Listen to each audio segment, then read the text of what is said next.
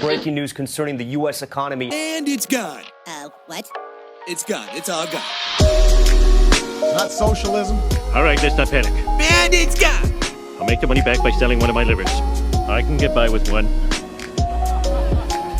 Government should be a partner. Partner. I don't need anybody's money. It's nice.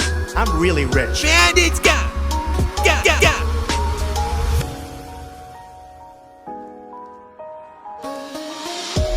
Hello and welcome to episode 9 of the Global Crypto Podcast with Luno. I'm your host, James, and this is the final episode of Season 1.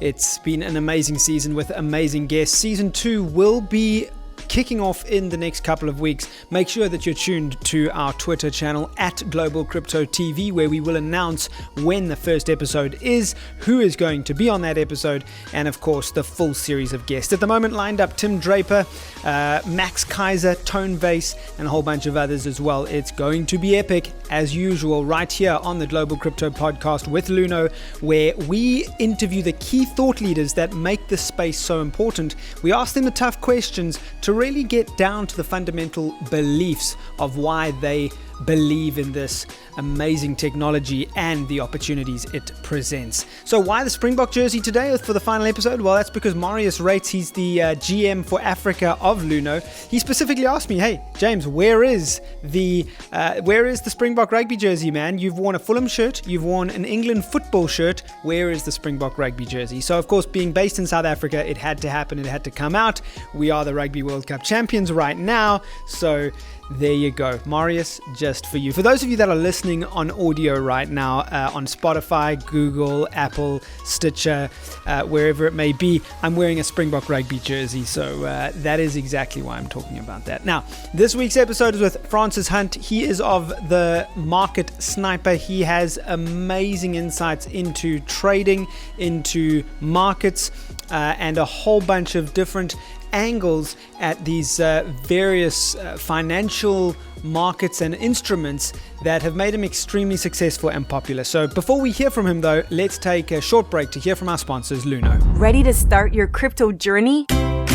You can instantly buy and sell Bitcoin and other cryptocurrencies on Luno. No experience needed. As simple as shopping online. Sign up today with the safe and easy way to buy, store, and learn about cryptocurrency.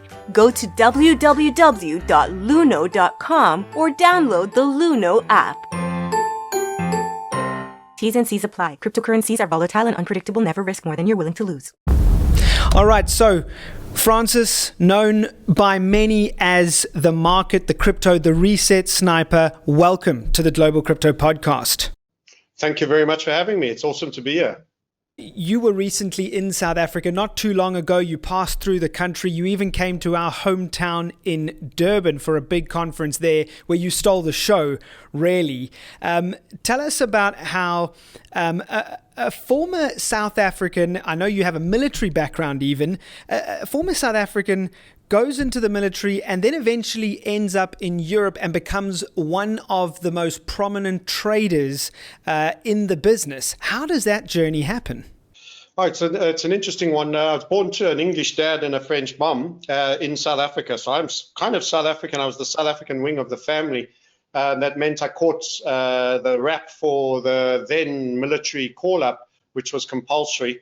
The conscription, and just made the best of it, while I was there, and treated it as a free health farm to get battered into shape as a young man. So I went the whole office course route. I think I was a pretty terrible soldier. I wasn't naturally organized. The guys around me were amazing. The Boers are naturally up early, physical, strong, organized. So I was lucky to make it, but I had mental toughness. I just kept showing up because a lot of people get whittled away. Shin splints, sickness. It was like a dignified exit. And I actually made my experience harder than I needed to for me. I think I finished most of my programs with a sandbag on my back, but I got hell of a fit and strong. So yeah, that's how I managed to come out with a lieutenantship, which I think was the highest you could get at that time. And then I had basically I'm a apart from that success, I'm a natural course of failing my way forward until eventually finding my slot. And I think I was fired from a variety of jobs just because I was social, analytical, but I kind of got bounced into computer programming prior to the millennium bug. And this ended up meaning working for an insurance company where you sat there with batch processing systems and coding for new products. It was absolute anathema to me. I spent a bare minimal amount of time that I could there. And then I wanted to get into trading. It was my true passion. Very, very grudgingly, I left the warm climes of South Africa and my dear friends from school and all of that, and went over to the UK and took up a job working in one of the areas I was interested, financial. There weren't any investment banks waiting for Francis Hunt to arrive, that's for sure. But I ended up working in a consultancy that marketed research materials during the 2000 recession and into the property crisis. And I saw the whole mass affluent wealth game unfurling as it developed into 2007 and 8. And as a result of that, I was in the inside and I saw what the retail banks were doing as well. And we were writing material. There was this little known report called non-standard lending that never really sold. And then suddenly, around about 04, or was it 03, 04, 05, it started flying off and it got a new name called subprime lending. And HSBC went and bought, a household in America, which was literally a door-to-door lending, acquiring business. And Barclays bought Providian, which was a low credit worthiness, entry-level credit card company. And suddenly everyone was stocking up on this high-yield asset. So I got to see the subprime crisis inside. And at the same time, I started a property development company while I was in that job. So I was burning the candle at both ends, and I was not only just building a landlord portfolio myself, I started to help others, and I got a partner, and then I quit that job, the day job, and went full-time into the property business. And I started to see, valuations just being waved through and lending just being extended to the point of it being cavalier. And I said, well, this doesn't end well.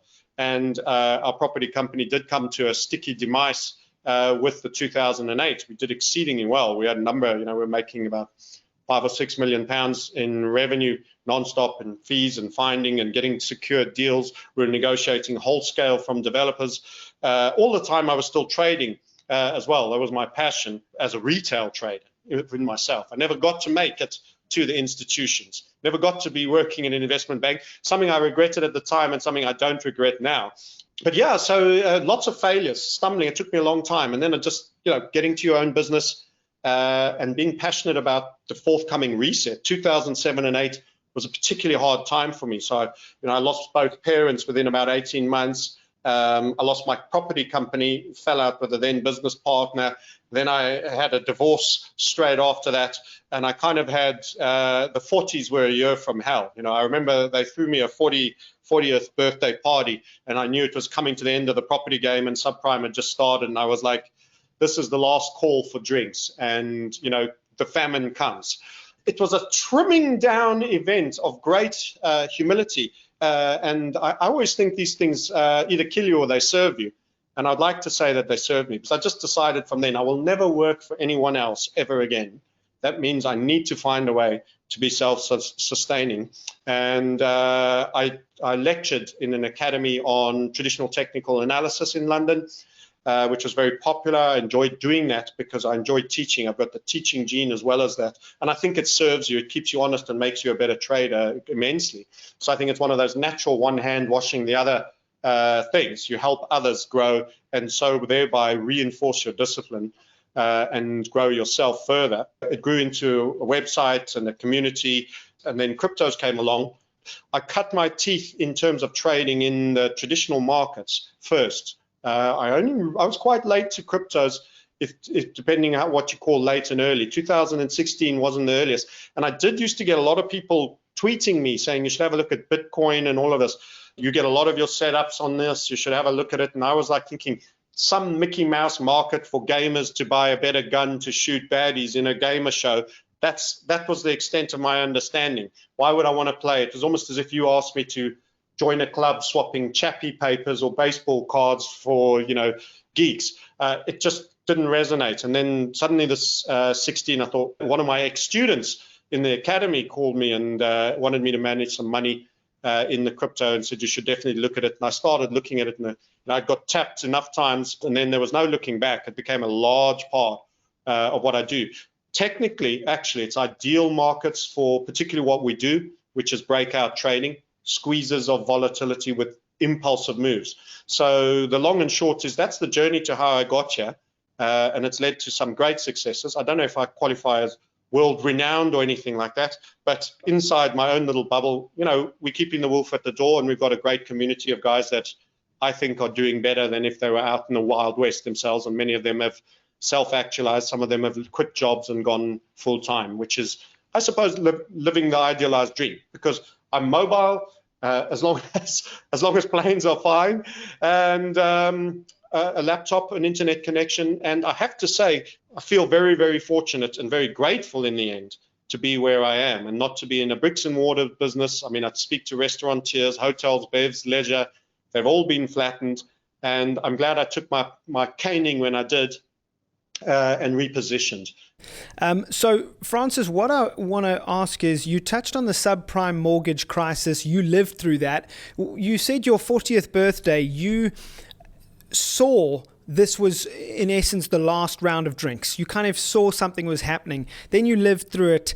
How do you feel now compared to what you went through at the subprime mortgage crisis compared to now? How much worse is this financial crisis that we are entering into, brought on by the COVID pandemic? Wow. So the most important thing in terms of assessment for me is the definition of a depression. It needs to come into this discussion and answer. There's a couple. One of the ones Keynes made, Milton Keynes, he said it is massive contractionary, deflationary periods with very mild, weak recovery followed by further sell-offs. The other definitions on depression that I've heard, and there are many, because it's unlike a recession that most people economically engaged know is 2 negative quarters. Depression actually is lesser discussed because they don't want you to know it, and they don't want you to pin it because it has a psychologically damning name. Once you've said, we're in a depression, you actually precipitate further the consequences of that depression. It is my overarching view that we went into a depression in the 2007-08, and that this L-shaped recovery that we've had is part and parcel of the huge contraction and banking failure. We have to remember that all the banks were bailed. There is also a more mathematical version where they say 2 years of negative quarterly growth instead of just 2 quarters. Now, the UK effectively did 2 years. They clocked a 0.1 after they were about 18 months of negative quarter growth. And that was after throwing so much money and devaluing that I would argue that the 0.1 was artificially inflated because it was an economy that was fed heat that had they not done. So in my sense, it should be an untampered with economy. What would have been the outcome? And you've got to remember that the central bankers are the tamperers in chief. So if there'd been no quantitative easing, you absolutely would have had 2 years of contraction, and you certainly had banks failure. So by that definition, we were in that. And I think we're in a larger, greater, I think this is all still part of the same depression. We've had a 10, 12-year recovery, which has been built on not actually dealing with the structural elements of the previous depression.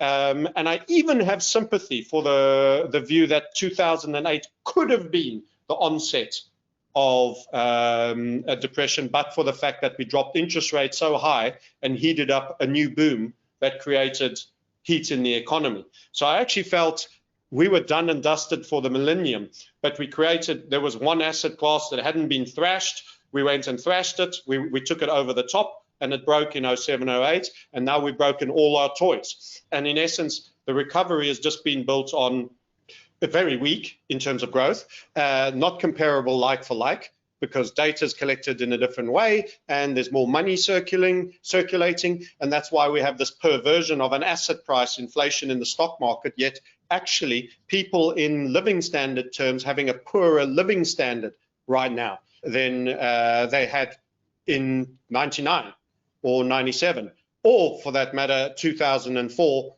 and prior to the 07 bust. So everyone's living standard has been hurt, except if you're at the extremes. So the Gini curve has just been hollowed out. The guys at the extremes that essentially don't need more money for consumption, they have all that they want, have all their money tied in stocks. And you've had this perverse FANG effect where, you know, the likes of Bezos, Musk, and the Google kids are all just getting ever wealthier to an absolute extreme. And it's killing the burgoys.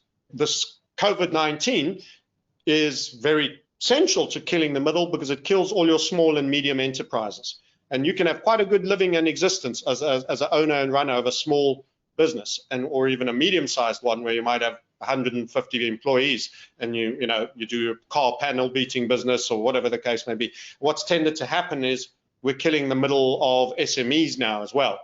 And of course, there's a lot of retrenchment and there's a lot of reduction in demand, and everything is now online, which is serving the new community, which was part of the internet.com boom bubble's second wave, which is now we see the practical significance with and the power of Amazon, Netflix. This is going to be so much larger in scale because it's still part of the same depression, in my opinion. Right. You didn't have a depression and it ended and we're now having another one. You don't have back-to-back depressions. You have one giant mofo of a depression that you never dealt with in the first chance you were given to deal with it. And now all those same problems have stored up, packaged up, and the same solutions applying, which are all can-kicking solutions. You don't solve debt by applying more debt. All of those simplified statements that many smart people make all apply. So we now have an environment that just to reflate the stock market by the 30% it fell, you created 3 trillion along with swap lines for the Turkish. So it's difficult not to have a global view on this. All the emerging currencies were falling out of bed as we went into the COVID crisis. So this was one of the reasons why swap lines became so big and the dollar has been relatively weak, which is why we're seeing gold, silver, which I see are very interesting parallels to the crypto market. All these things, we have to understand the basis of our economy and everything we talk. Gold and silver form anti-fiat category, and Bitcoin and the alts are part of that in my worldview of an anti-fiat category. In other words, there's no one person who can proliferate them. But in principle, what's known as BTC can't be further proliferated. And there is no power or force or centralized aspect that can say, screw 21 million, let's have 210 million. And they sit on the new 180 that they created. It's not like shares where we would all get proportionally that amount. That's essentially our financial banking system. They create the new money and they keep that money and they give it to the people that put them in power. So it's a corrupt mafia. Government should be treated with contempt and suspicion. They are a corrupt mafia. They create new money that dilutes you, and they give it to the big oligarchical corporates, hedge funds, and the banking cartel to utilize, and that waters you down. In the same way, if I stood up and said there's now 210 million Bitcoin, and you guys all still have the same amount of Bitcoin, and I just pick up for myself 180 million, and then decide to start dishing it out how I choose to various corporations. That is in a simplified way your banking system in the fiat world, which we are looking to escape. And thankfully that can't happen in Bitcoin, and that's why we're here. But another key point is do not think Bitcoin is not serving a purpose for that same government control structure, because they will never allow you to have your own money. It is their sole power. They would have killed it early. It's best to kill a monster when it's small, and they would have killed it real early, and they turned the heat up and they created this sort of cult following for Bitcoin, and they wanted to get the libertarians involved, because if they can convince the most skeptic of government to play, then everyone else follows, because they'll go, oh, he never wants to be in that system and he's now using it, I'll use it too. Most people don't do their own research, they do associated behavior. In other words, they find someone who they think is smart, who's done research, and they say, if it's good enough for him, it's good enough for me. And that's unfortunately the herd mentality. So they would have killed crypto a long time ago if it isn't serving a role. It is serving a role. and digitized money is the new game. And Bitcoin is not anonymous. The original stories we all heard. So we've got to debunk a few fantasies. As I've said, the guys at Monero will tell you every transaction you've ever done on a Bitcoin is like a note has been written, all the names of the previous owners. You end up with a gun runner on there or a cocaine smuggler, and you've now received something that is ill-gotten gains from somebody else and may tarnish its value to you. Maybe complete secrecy is the only way you get an honest coin. That's something that I think should also be discussed more often in the crypto space. If we're talking about, if people are interested and here for a new money system, unfortunately, a lot of us, and I own up, is here about building wealth. So I want to buy things that are going to go up. I'm not transacting necessarily. We should actually have an element of all of that because we want a new system. But there is a risk. You can't write out. I listened to Jim Rogers, and everyone will go, "Okay, boomer," in the crypto space, says it could go to zero, or something like this. You've got to bear in mind, you've got to look at all scenarios in terms of how this game goes. And that's how we've been accurate. We've been prepared to consider the unconsiderable, like the oil call to single digits in the beginning of this year when it was $60. It's an idiotic thing to say in principle. It's never traded that low. It was in the $10 to $25 range throughout the 70s and 80s. Why would it trade in single digits?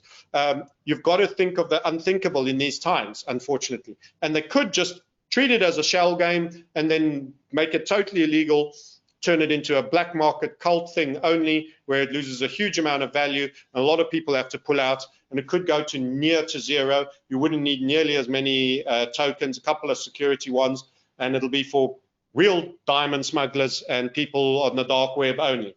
The problem with this game is people want to marry something. They're lazy. You want to marry something and say it's for life. Don't marry shares, stocks, one particular currency, because things change. If you held gold from 1980, you've just had a 30-year bear market with your money doing nothing to $200 from $800. That wasn't a great investment trade. You have to see the timing. So either you hold gold forever, and it's a family lineage thing that you leave, which I don't think is a bad idea. But if you're just in your lifetime establishing your wealth, you need to have some concept of trading or investing timing. When should I be in what assets? And it doesn't mean you get to hold on to something. And we kind of feel a sense of loyalty in trading because we emotionally bond. Oh, I made so much money on Bitcoin. Bitcoin's the only coin. Oh, I made so much money on this altcoin. That's my coin. So you marry it in the hope that it's going to be loyal back to you. It's not a human. It's not a person. It has no heart or spirit or soul. It's a collection of developers that created a certain degree of technology that can be totally usurped by a quantum leap. They are refining and improving, but they're making a car. Someone might come with a gyrocopter and cars are dead. It doesn't matter how good that car becomes. We're all in one-man drones, gyrocopters, with a little crash helmet that goes 4 times as fast, half the thing. Well, it's the new game. So this is unfortunately the issue. And you've got to recognize early when you're seeing quantum leaps. So crypto represents it, and blockchain represents a quantum leap to sharing money. Other things and other supplements will come. Google wasn't the first search engine. The first aren't the long. So people have this mono thinking, there's going to be the one coin that does one thing well. You're rarely going to do that. Just like you don't have one car that does one thing well. You go off-road down to the sea where I am. It's all a dirt road with a big water grot ravine. You're on a 4x4 with a high ground clearance. You want to go 300 kilometers an hour down the freeway. You're in a 911 Turbo S or a Lamborghini, but don't swap the two around. I personally, in my worldview, thinks every one of your audience members has to take personal responsibility for the wealth building and be prepared to make cyclical changes, even if they think they're not a trader.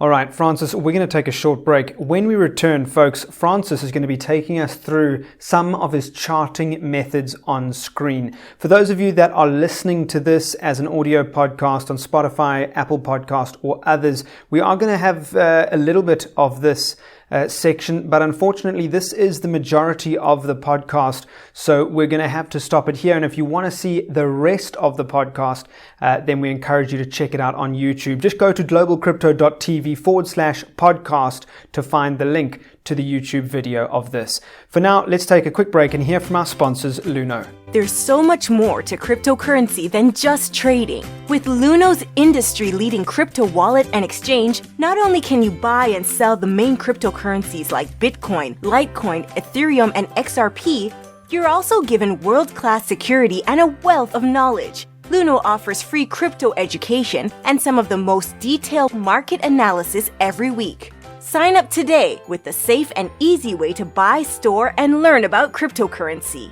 Go to www.luno.com or download the Luno app on iOS and Android. Luno is ranked in the global top 10 exchanges by CryptoCompare. T's and C's apply. Cryptocurrencies are volatile and unpredictable. Never risk more than you're willing to lose. Okay, and we're back. As we said, for those of you listening on podcast, we are going to have a little bit of this charting session for you here in the audio, but for the full section on video format, which is obviously where it's far more effective, we encourage you to check out globalcrypto.tv/podcast, where you'll be able to find the YouTube link. For now, though, Francis, this is obviously something that you have gained huge popularity for, your charting skills. You've had some incredible calls over the last couple of months, especially even calling single-digit oil. So why don't you take us through, just as an example, how you played those? I mean, I think there's so much for people to learn. Absolutely. Let's do that. We'll say goodbye to our handsome faces and show the screen now.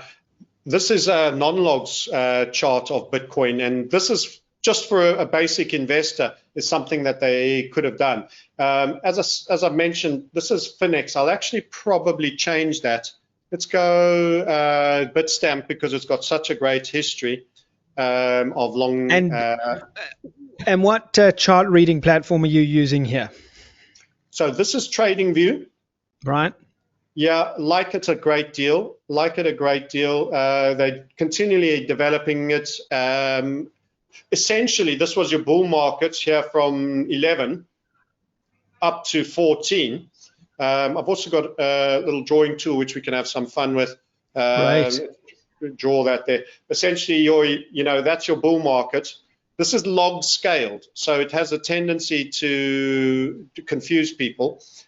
So that was your bear. And then we went into the very painful that affected a lot of retail investors that were involved this period. And that was a bear. Then what the key point we're making is that this is not a new bull on this time frame. Everybody went from the 6K expected new bull market there. We said this is a continuation down. So this is the value of pattern trading. We were accurate on that. Please, I don't want to give the impression we're always accurate. We're not. The reason I'm using blue and not red and green is that this is not, it was a short-term bull market, but it's not a new bull. In actual fact, my take, and this is something we said at this point in June of this 19 year, we said that is in actual fact a continuation pattern that is setting up in our view for Bitcoin. Now, many more people are now coming around to this view. You'll see many people that are now drawing something that resembles what I've just done there. And the key part of why this is significant, and we'll highlight it and we'll claim that we were long gone the first in doing exactly this. And the reason that I say it's significant is that this is going to be potentially the first macro big time frame continuation pattern that Bitcoin has had.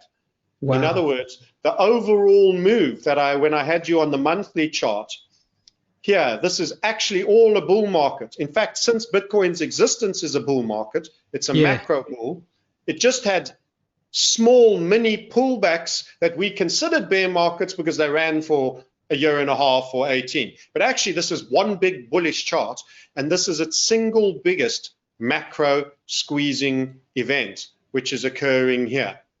And as a result, by scale of patterns, the biggest patterns give them biggest geometric moves. So in terms of the super macro time frame, we are probably one of the most aggressive bullish. I just avoid being one of these guys that tries to throw out the higher number. Max Kaiser says 100,000, then, Peter Brunt will say 250,000, and then McAfee will come out and say 1 million. They don't know that. That's not a number. That hasn't been derived scientifically or with any clear conscious thought. It's just a pissing contest to throw out the biggest number to say, no, I'm the biggest bull. We are technically the biggest, we are technically very, very bullish on this pattern. This pattern has a natural geometry where it may rest after it makes in and around the 25 to 27K first, but it will only likely have a short rest, and then we expect what we refer to as an overperformance because it's the first of its kind. So first setups of its kind have what we call overperformance, and we manage for that, and we have what's called overperformance bands, and those will then eventually get us out, and that could be at 90,000, it could be at 32,000, it could be at 250,000. But this is a huge technical pattern that we're busy witnessing. So are you seeing this macro pattern sort of short to midterm could be fairly low volatility, perhaps even bearish, and that pattern looks like it could play out right into next year. How long do you foresee it until this parabolic move breaks out? Yeah, so your question is in and around timing. It's a tough one. I can give you a guide and a range, and I can say on balance of probabilities. Yes. And anything on balance of probabilities can be circumvented if something outlandish occurs. The Fed decides tomorrow we need to print 10 trillion, we're going up tomorrow. That'll be right. it. Yeah. But generally, my finding is that when announcements like that are about to come out, the markets or the insiders already get a whiff, and you start to see it in the price behavior. So rarely are we first, we're just early, because you see it in it. Because we run a cartel of thieves for which anything that could lead to easy money for people with any insiders, they're going to exploit it. And if you want any proof of that, just think of the Swiss National Bank wife who was shorting the euro Swiss franc, probably knows nothing about trading and was just opened an account in her name because she was married to the head of the Swiss National Bank. So these guys trade their own knowledge. There's insider trading is rife, and it's non-persecuted. It should be non-prosecuted, I should say. So if we just technically delve in the question and the timing for what comes next, we've done a range. We've actually done big studies looking at the scale of the cycle. Something I would say to you is we always anticipate 3 specific impulses. This is your primary impulse, the big number 1. There was your final short, which was a great trade. That's your first impulse. We work on the law of 3 because it's proven technically. It's part of HVF methods. I'm giving a little bit away on that for the guys to understand. And that would be your second impulse.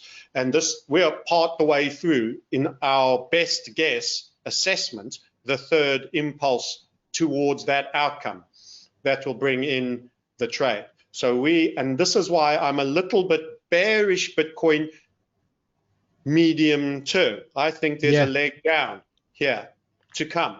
So remember, you mentioned it. This is all compression of volatility. You made the comment yourself, and that's a very correct observation.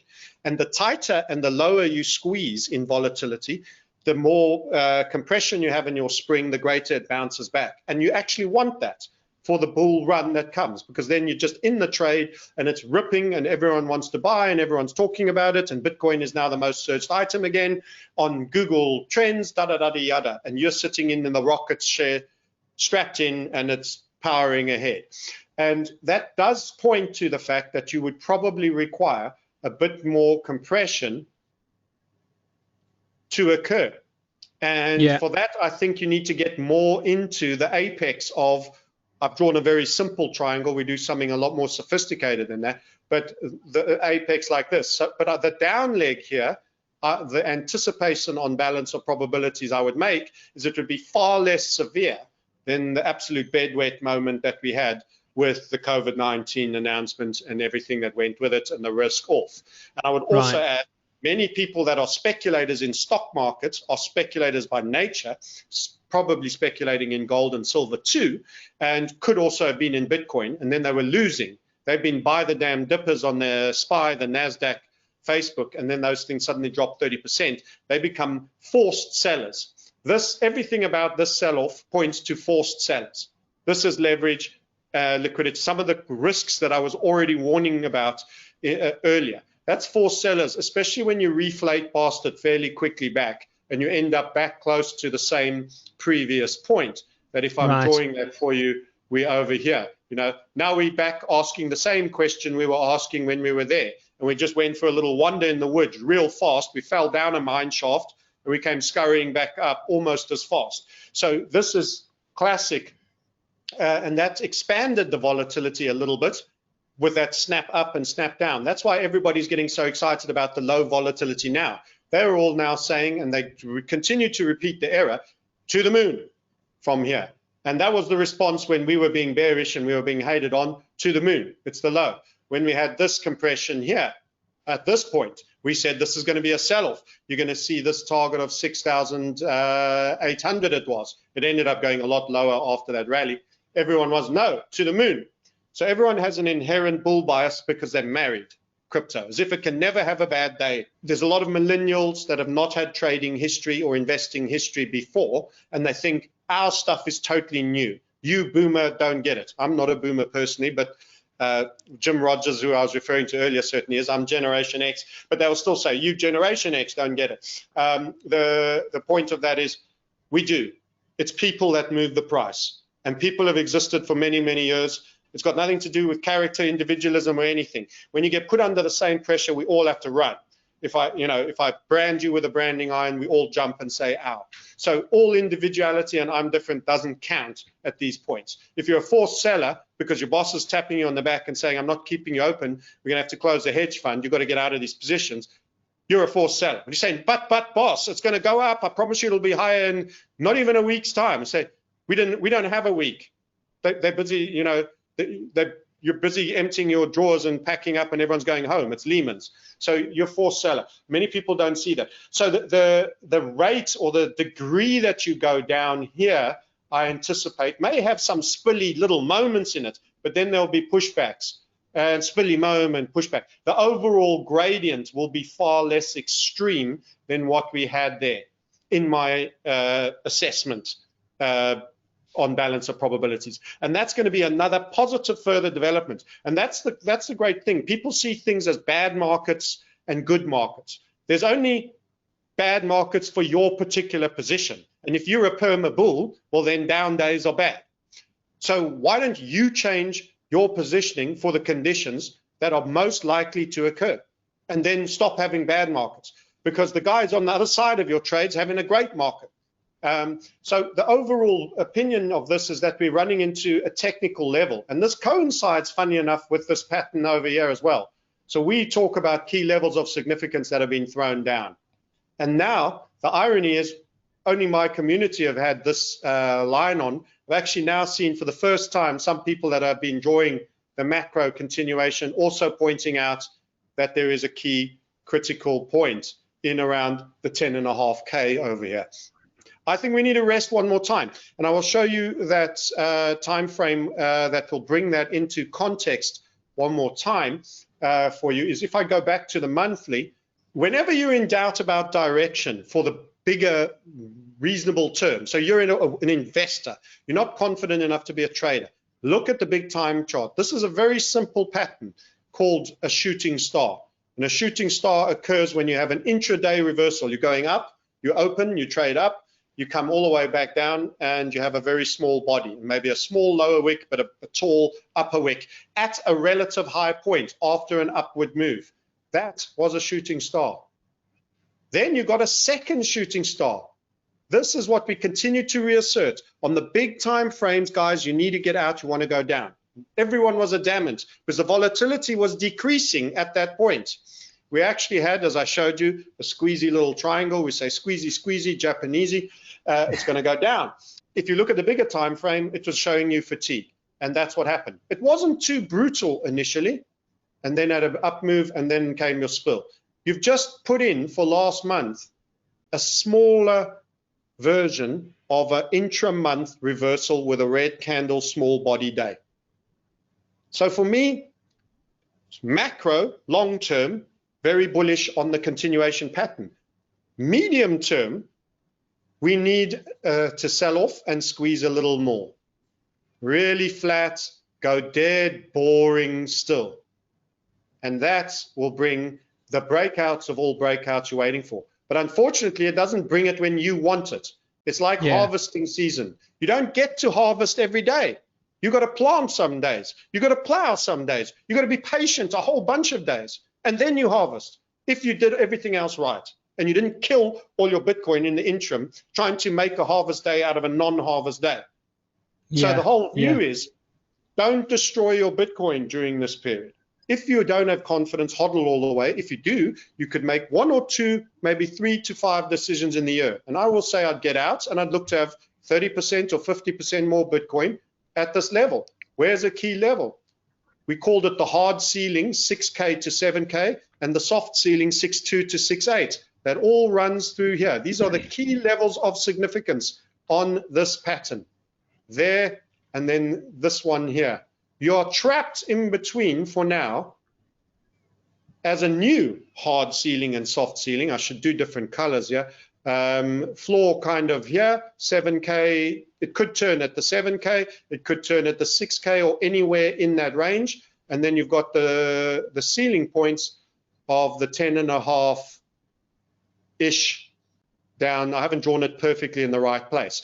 What I most want to see for our scenario that we think is the most likely is Bitcoin coming off slowly and calming the hell down and staying in between these ranges and giving us our final, finishing the third impulse, and even some spinning top months. So a spinning top month, if that's a shooting star month there, a spinning top month will literally be a very small wick, very small body, and another very small wick. For the whole month, everyone getting bored and saying, Jesus, trading Bitcoin's like watching paint dry. That's the moment I know the breakout is due.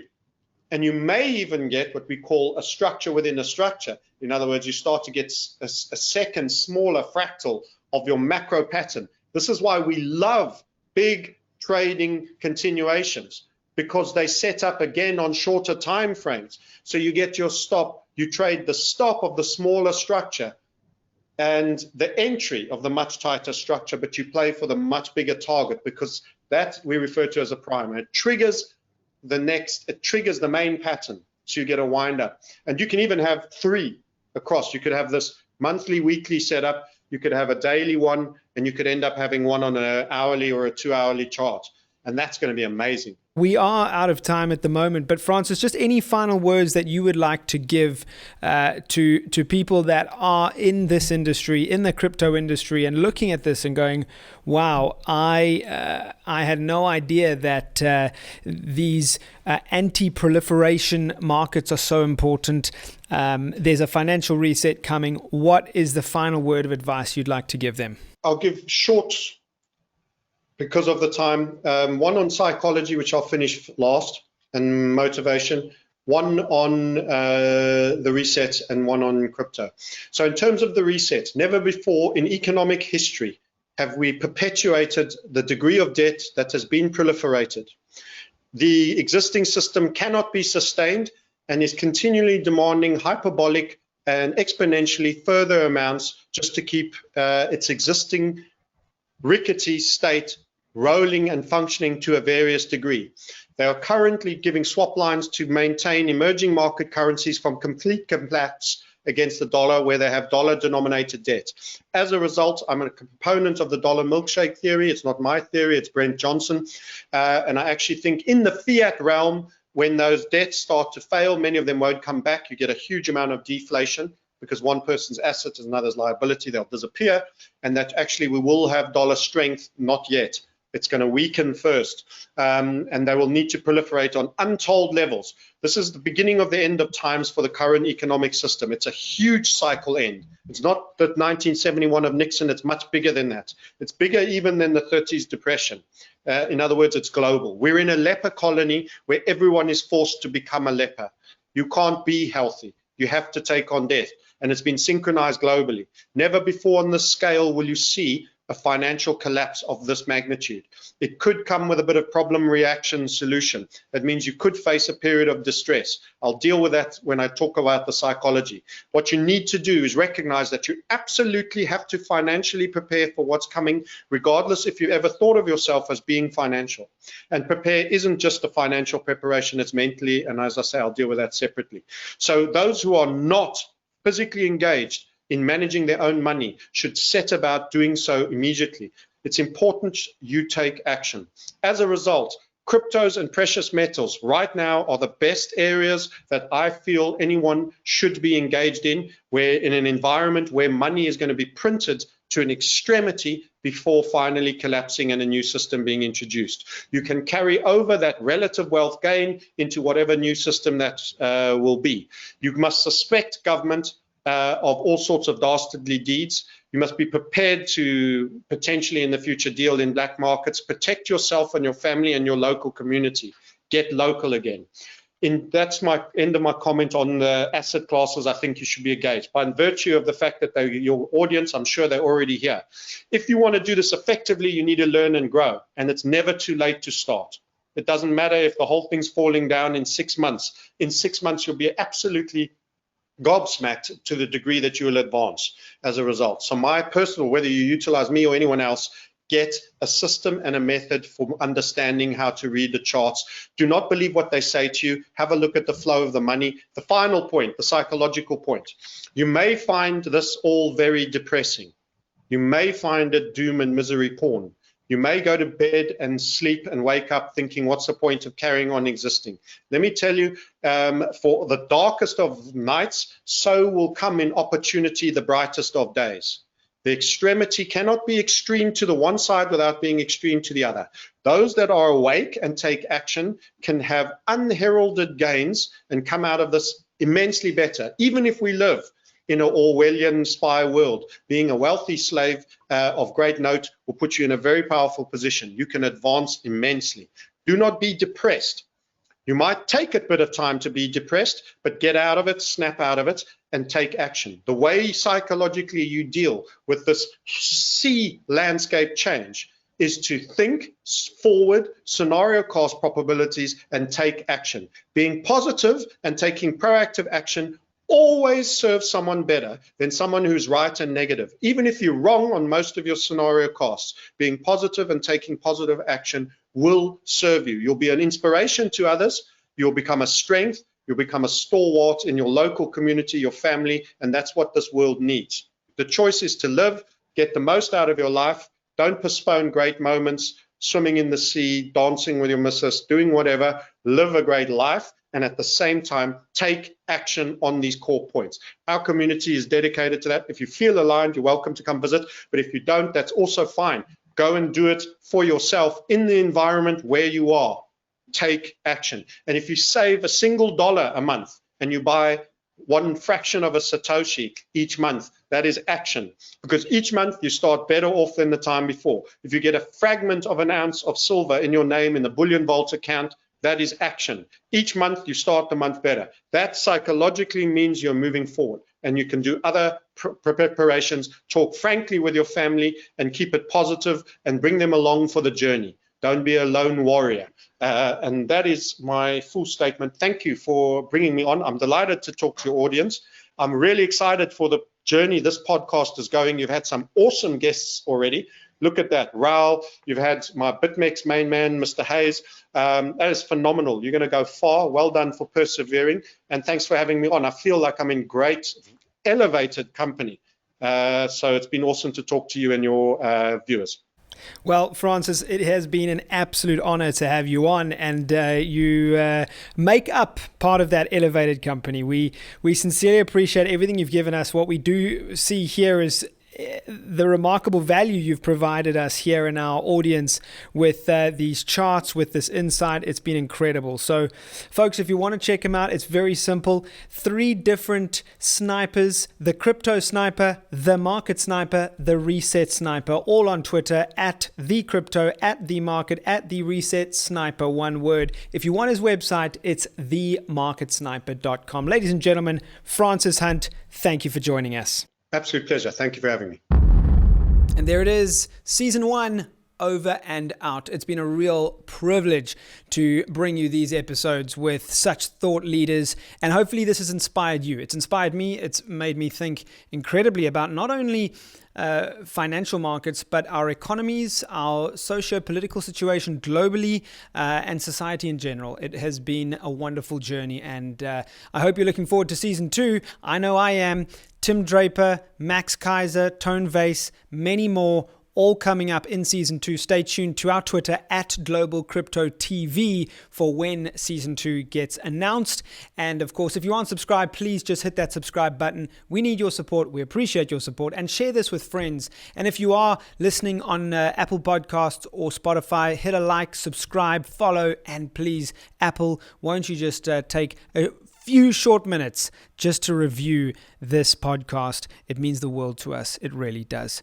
Until next time, everyone, I want to send a special thank you to Luno. They've been such fantastic supports of this entire journey, of this series. They really have been such a great partner. And so to Marius, to Ramiz, and the rest of the Luno team, you guys have been phenomenal. Thank you. Make sure that you're signed up for Luno if you don't have an account yet. It's really simple. Luno.com, and then follow the prompts from there.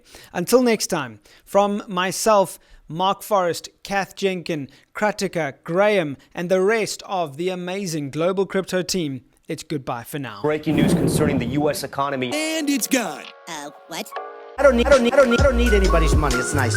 I'm really rich. And it's gone.